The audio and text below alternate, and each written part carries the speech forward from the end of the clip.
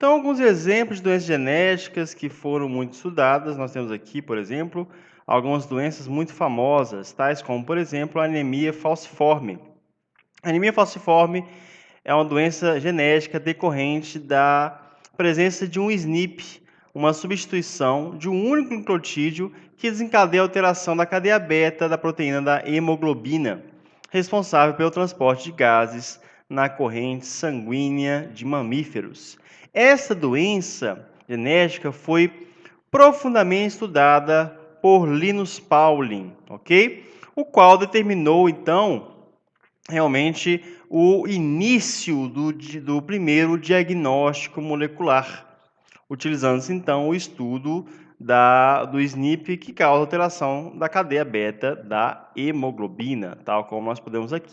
ver aqui, né? Em que a hemoglobina normal apresenta então na sua estrutura primária, em uma dada posição de estrutura primária, um aminoácido, um resíduo de aminoácido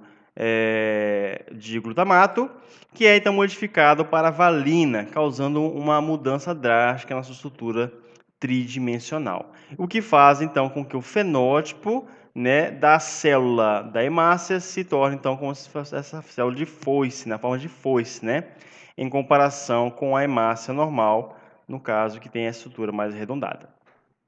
Bom, outras doenças genéticas importantes que foram também estudadas a partir de diagnósticos moleculares envolvem, por exemplo, desordens neuromusculares, né, doenças causadas geralmente por aberrações cromossômicas e que apresentam como principal método de análise a citogenética ou a citologia. Dentre essas doenças neuromusculares que são muito estudadas, nós temos aí, por exemplo, a distrofia muscular de Duchenne, tal como estudado por Duchenne, a distrofia muscular de Becker e a atrofia muscular espinal, né, com a abreviação de SMN1, ok? Aqui nós temos então, por exemplo, o núcleo de uma célula, que é então corado a partir de corantes fluorescentes, mostrando então anomalias cromossômicas específicas em determinadas células, que podem então desencadear a doença genética da distrofia muscular de Duchenne, em que nos primeiros estágios de desenvolvimento do indivíduo, né, da criança, nós temos então uma grande dificuldade da formação da posição ereta, bem como também ocorre pouca força, né, nos membros superiores e inferiores do indivíduo, né, o que faz com que ele não consiga se manter na posição ereta de forma estável e apresenta então uma série de complicações, né, durante a sua vida, devido à questão da fraqueza de seus membros.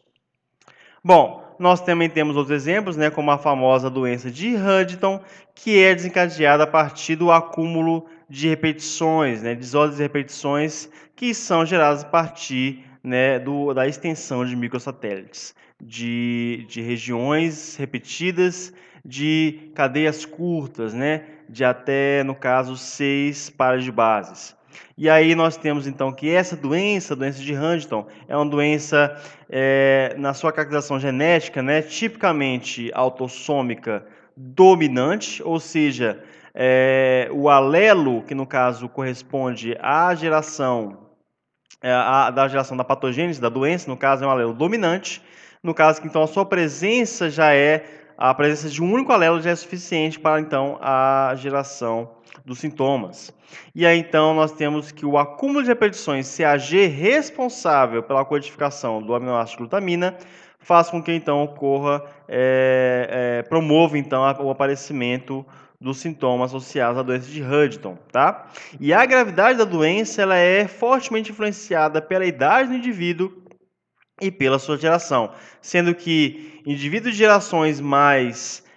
avançadas terão então realmente maiores complicações devido à doença e indivíduos também com idade avançada também terão,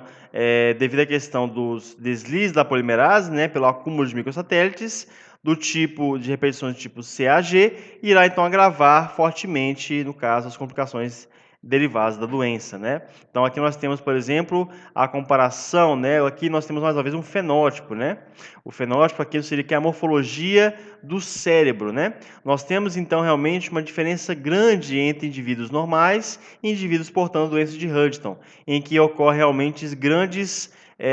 grandes espaços, né? Grandes regiões sem massa encefálica, devido realmente à perda dessa massa encefálica em decorrência das anomalias das enzimas que são geradas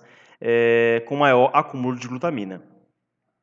Bom, outras doenças genéticas, nós também temos doenças trombóticas, né, associadas à coagulação, à má coagulação sanguínea, em que várias doenças trombóticas são determinadas pela presença de SNPs, né, tal como, por exemplo, as doenças do fator de Leiden e do fator 2, né, que estão associadas,